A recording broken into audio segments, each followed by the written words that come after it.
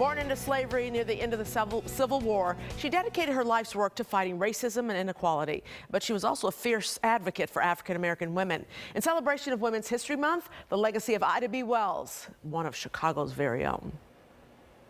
Her integrity and her courage. Dan Duster is describing his great-grandmother, the unrelenting activist Ida B. Wells. She had to sleep well because she did so much during the day. Quite busy indeed. As an educator, a journalist, and fierce pioneer for civil rights, Wells spent the majority of her life crusading for justice and equality for Black people, as well as women in general, from the late 1800s through the early 20th century. The more that I learned about just the realities of women in general, but African American women specifically, the more extraordinary my great-grandmother's life seemed to me. Wells was a force to be reckoned with, especially in the women's suffrage movement, where white women ostracized her because of her stance against lynching.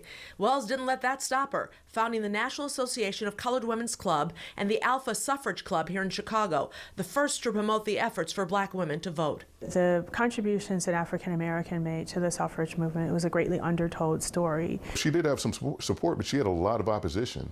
Wells was born into slavery in Holly Springs, Mississippi during the Civil War in 1862.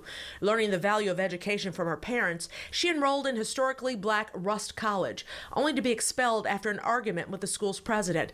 She later moved to Memphis, Tennessee, and started the Memphis Free Speech newspaper. And after a friend was lynched by a white mob, she began writing a series of columns and used it as a tool to expose racial injustice. She consistently had courage with her life on the line, literally.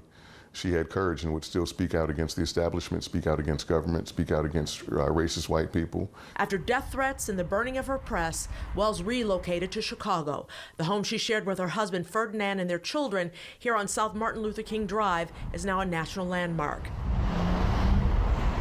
The Dusters say Wells doesn't get the recognition she deserves for what she fought for and accomplished in her lifetime, paving the way for African Americans who came after her. And so we, looked at a lot of different options of how she could be commemorated, how she could, and what kind of tribute there could be.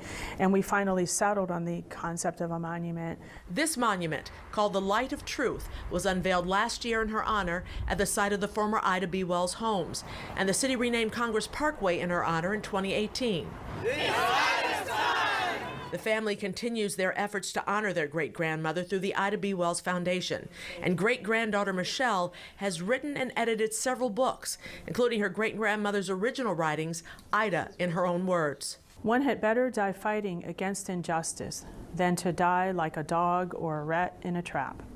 This is her latest honor, the Ida B. Wells Barbie doll, released by toy maker Mattel earlier this year as part of its Women Inspiring Women series.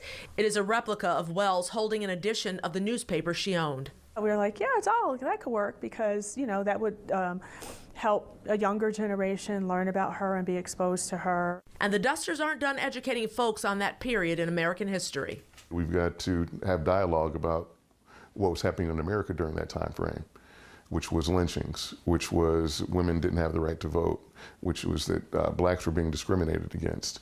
And that's what she fought for. The legacy of Ida B. Wells, she is one of Chicago's very own. And Ida B.